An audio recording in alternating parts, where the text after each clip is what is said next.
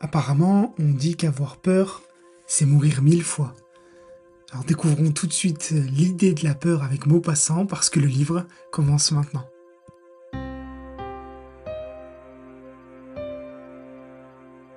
Le train filait à toute vapeur dans les ténèbres. Je me trouvais seul en face d'un vieux monsieur qui regardait par la portière. On sentait fortement le phénol dans ce wagon du PLM venu sans doute de Marseille.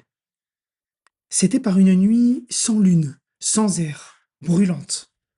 On ne voyait point d'étoiles et le souffle du train lancé nous jetait quelque chose de chaud, de mou, d'accablant, d'irrespirable. Partis de Paris depuis 3 heures, nous allions vers le centre de la France sans rien voir des pays traversés. Ce fut tout à coup comme une apparition fantastique. Autour d'un grand feu, dans un bois, 2 hommes étaient debout. Nous vîmes cela pendant une seconde.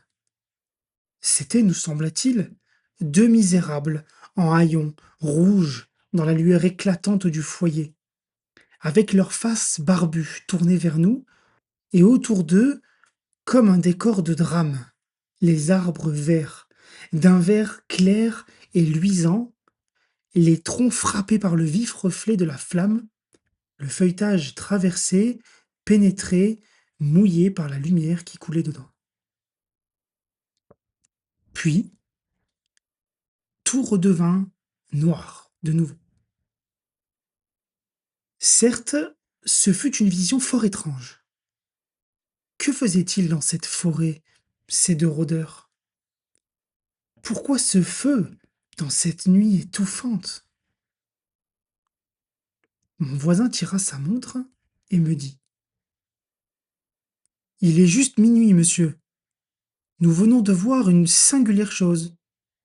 J'en convins, et nous commençâmes à causer, à chercher ce qui pouvaient être ces personnages, des malfaiteurs qui brûlaient des preuves, ou des sorciers qui préparaient un philtre. On n'allume pas un feu pareil à minuit, en plein été, dans une forêt, pour cuire la soupe. Que faisait-il donc? Nous ne pûmes rien imaginer de vraisemblable. Et mon voisin se mit à parler. C'était un vieil homme, dont je ne parvins point à déterminer la profession. Un original, assurément, fort instruit, et qui semblait peut-être un peu détraqué. Mais sait-on quels sont les sages et quels sont les fous dans cette vie, où la raison devrait souvent s'appeler sottise et la folie s'appeler génie? Il disait: «Je suis content d'avoir vu cela. J'ai éprouvé pendant quelques minutes une sensation disparue. Comme la terre devait être troublante autrefois, comme elle était si mystérieuse. À mesure qu'on lève les voiles de l'inconnu, on dépeuple l'imagination des hommes. Vous ne trouvez pas, monsieur, que la nuit est bien vide et d'un noir bien vulgaire depuis qu'elle n'a plus d'apparition? On se dit: plus de fantastique, plus de croyances étranges. Tout l'inexpliqué est explicable. Le surnaturel baisse comme un lac qu'un canal épuise. La science, de jour en jour, recule les limites du merveilleux. Eh bien moi, monsieur, j'appartiens à la vieille race, qui aime à croire. J'appartiens à la vieille race naïve, accoutumée à ne pas comprendre, à ne pas chercher, à ne pas savoir, faite au mystère environnant et qui se refuse à la simple et nette vérité. Oui, monsieur, on a dépeuplé l'imagination en surprenant l'invisible. Notre terre m'apparaît aujourd'hui comme un monde abandonné, vide et nu. Les croyances sont parties, qui la rendaient poétique. Quand je sors la nuit, comme je voudrais frissonner de cette angoisse qui fait se signer les vieilles femmes le long des murs des cimetières et se sauver les derniers superstitieux devant la vapeur étrange des marées et les fantasques feux follets. Comme je voudrais croire à ce quelque chose de vague et de terrifiant qu'on s'imaginait sentir passer dans l'ombre. Comme l'obscurité des soirs devait être sombre, terrible autrefois, quand elle était pleine d'êtres fabuleux, Inconnu, rôdeur, méchant, dont on ne pouvait deviner les formes, dont l'appréhension glaçait le cœur, dont la puissance occulte passait les bornes de notre pensée et dont l'atteinte était inévitable. Avec le surnaturel, la vraie peur a disparu de la terre. Car on a vraiment peur de ce qu'on ne comprend pas. Les dangers visibles peuvent émouvoir, troubler, effrayer. Qu'est cela auprès de la convulsion que donne à l'âme la pensée qu'on va rencontrer un spectre errant, qu'on va subir l'étreinte d'un mort, qu'on va voir accourir une de ces bêtes effroyables qu'inventa l'épouvante des hommes. Les ténèbres me semblent claires depuis qu'elles ne sont plus hantées. Et la preuve de cela, c'est que si nous trouvions seuls tout à coup dans ce bois, nous serions poursuivis par l'image des deux êtres singuliers qui viennent de nous apparaître dans l'éclair de leur foyer, bien plus que par l'appréhension d'un danger quelconque et réel. Il répéta: On a vraiment peur de ce qu'on ne comprend pas. Et tout à coup, un souvenir me vint. La sombre histoire, le souvenir d'une histoire que nous conta Tourguenieff un dimanche chez Gustave Flaubert. L'a-t-il écrite quelque part? Je n'en sais rien. Personne plus que le grand romancier russe ne sut faire passer dans l'âme ce frisson de l'inconnu voilé, et dans la demi-lumière d'un conte étrange, laisser entrevoir tout un monde de choses inquiétantes, incertaines, menaçantes. Avec lui, on la sent bien la peur vague de l'invisible, la peur de l'inconnu qui est derrière le mur, derrière la porte, derrière la vie apparente. Avec lui, nous sommes brusquement traversés par des lumières douteuses, qui éclairent seulement assez pour augmenter notre angoisse. Il semble nous montrer parfois la signification de coïncidences bizarres, de rapprochements inattendus, de circonstances en apparence fortuites, mais que guiderait une volonté cachée et sournoise. On croit sentir avec lui un fil imperceptible qui nous guide d'une façon mystérieuse à travers la vie, comme à travers un rêve nébuleux dont le sens nous échappe sans cesse. Il n'entre point hardiment dans le surnaturel comme Edgar Poe ou Hoffmann. Il raconte des histoires simples, où se mêle seulement quelque chose d'un peu vague et d'un peu troublant. Il nous dit aussi ce jour-là, on a vraiment peur que de ce qu'on ne comprend point. Il était assis, ou plutôt affaissé dans un grand fauteuil, les bras pendants, les jambes allongées et molles, la tête toute blanche, noyé dans ce grand flot de barbe et de cheveux d'argent qui lui donnait l'aspect d'un père éternel ou d'un fleuve d'eau vide. Il parlait lentement, avec une certaine paresse qui donnait du charme aux phrases et une certaine hésitation de la langue un peu lourde qui soulignait la justesse colorée des mots. Son œil, pâle, grand ouvert, reflétait comme un œil d'enfant toutes les émotions de sa pensée. Il nous racontait ceci. Il chassait, étant jeune homme, dans une forêt de Russie. Il avait marché tout le jour et il arriva, vers la fin de l'après-midi, sur le bord d'une calme rivière. Elle coulait sous les arbres, dans les arbres, pleine d'herbes flottantes, profondes, froides et claires. Un besoin impérieux saisit le chasseur de se jeter dans cette eau transparente. Il se dévêtit et s'élança dans le courant. C'était un très grand et très fort garçon, vigoureux et hardi nageur. Il se laissait flotter doucement, l'âme tranquille, frôlé par les herbes et les racines, heureux de sentir contre sa chair le glissement léger des lianes. Tout à coup, une main se posa sur son épaule. Il se retourna d'une secousse et il aperçut un être effroyable qui le regardait avidement. Cela ressemblait à une femme ou à une guenon. Elle avait une figure énorme, plissée, grimaçante, et qui riait. Deux choses innommables, deux mamelles sans doute flottaient devant elle, et des cheveux démesurés, mêlés, roussis par le soleil, entouraient son visage et flottaient sur son dos. Tourguenieff se sentit traversé par la peur hideuse, la peur glaciale des choses surnaturelles. Sans réfléchir, sans songer, sans comprendre, il se mit à nager éperdument vers la rive. Mais le monstre nageait plus vite encore, et il lui touchait le cou, le dos, les jambes avec des petits ricanements de joie. Le jeune homme, fou d'épouvante, toucha la berge, enfin, et s'élança de toute sa vitesse à travers le bois, sans même penser à retrouver ses habits et son fusil. L'être effroyable le suivit, courant aussi vite que lui et grognant toujours. Le fuyard, à bout de force et perclus par la terreur, allait tomber, quand un enfant qui gardait des chèvres accourut, armé d'un fouet. Il se mit à frapper l'affreuse bête humaine, qui se sauva en poussant des cris de douleur. Et Tourguenieff la vit disparaître dans le feuillage, pareil à une femelle de gorille. C'était une folle, qui vivait depuis plus de 30 ans dans ce bois de la Charité des Bergers et qui passait la moitié de ses jours à nager dans la rivière. Le grand écrivain russe ajouta: Je n'ai jamais eu si peur de ma vie parce que je n'ai pas compris ce que pouvait être ce monstre. Mon compagnon, à qui j'avais dit cette aventure, reprit: Oui, on n'a peur que de ce qu'on ne comprend pas.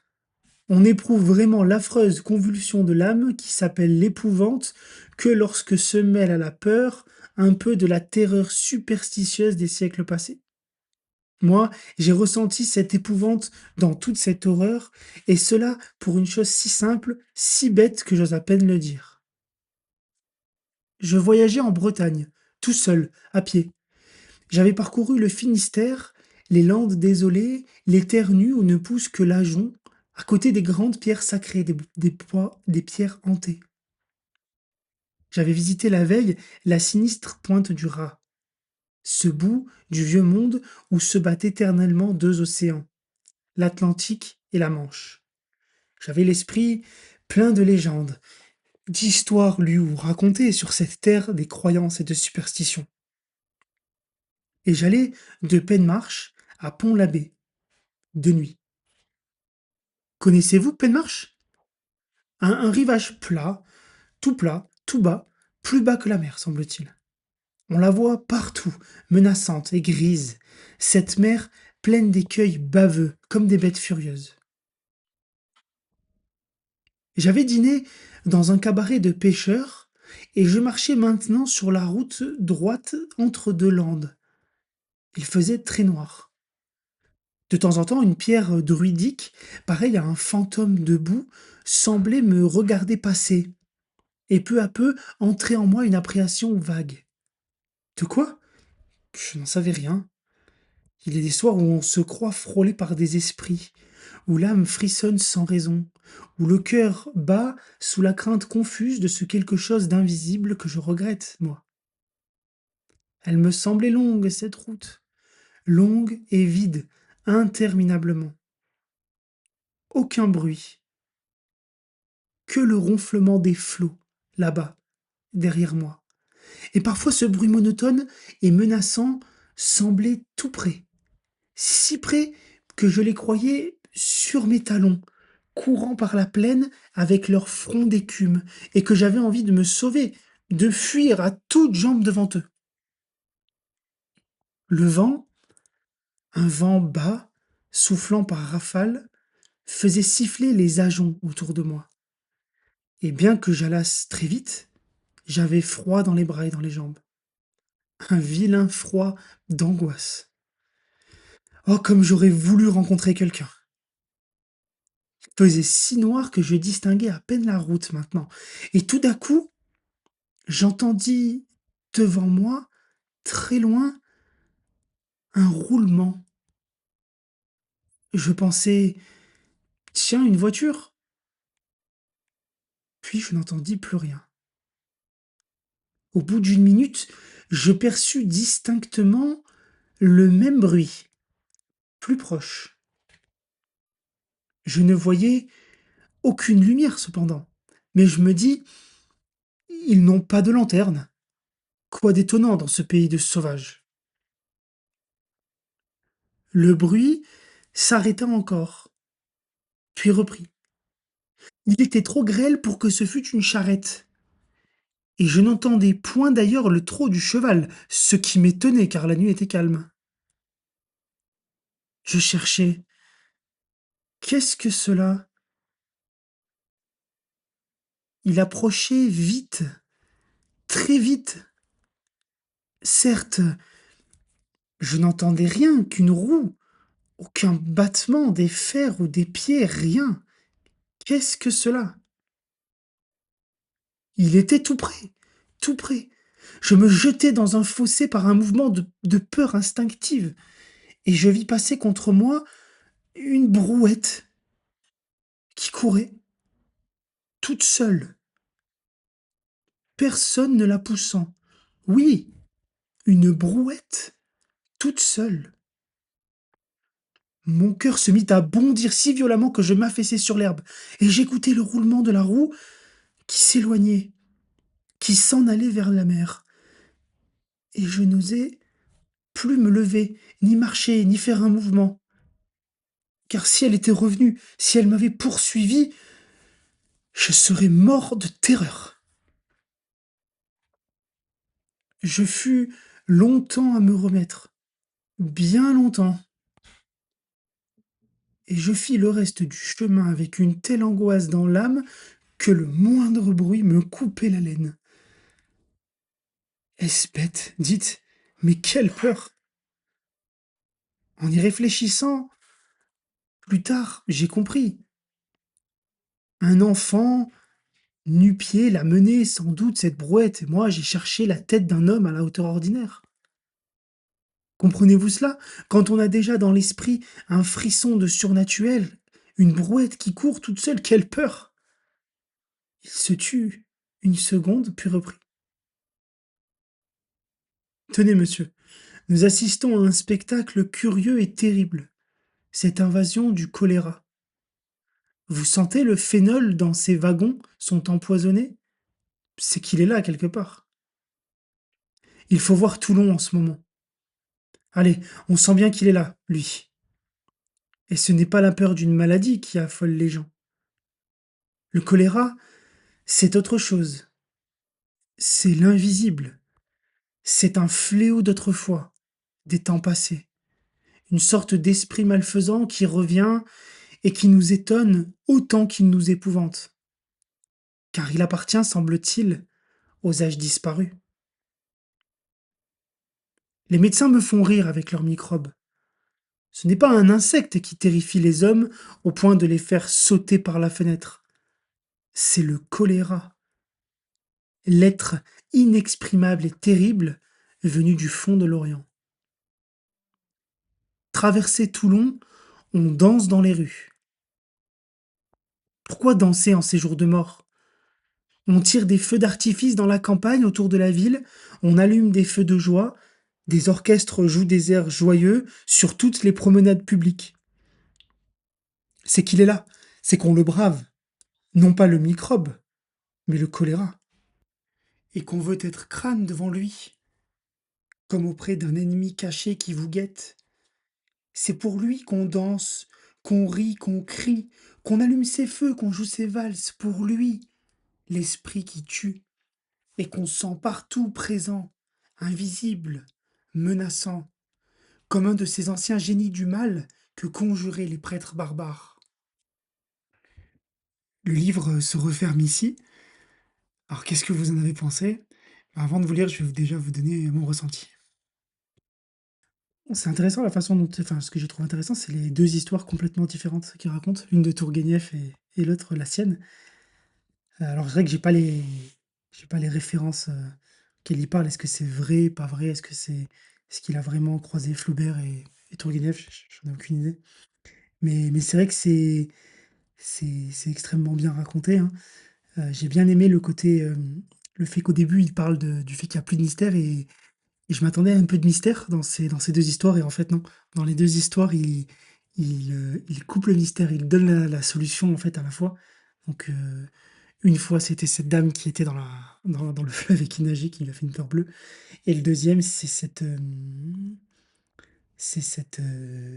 enfant qui du coup, il l'a pas vu lorsque la brouette est passée. Donc ouais, j'ai trouvé ça intéressant la façon dont ça va avec quoi, il coupe la peur même chez le lecteur. Même chez moi, voilà, c'est cette impression de peur qui met du temps à installer, au final, il la désamorce et après, bon, il parle de ce choléra, j'imagine que c'était la vraie terreur de l'époque, hein, ce choléra. Voilà, bah, écoutez, si ça vous a mis quelques émotions, n'hésitez pas à partager cela également.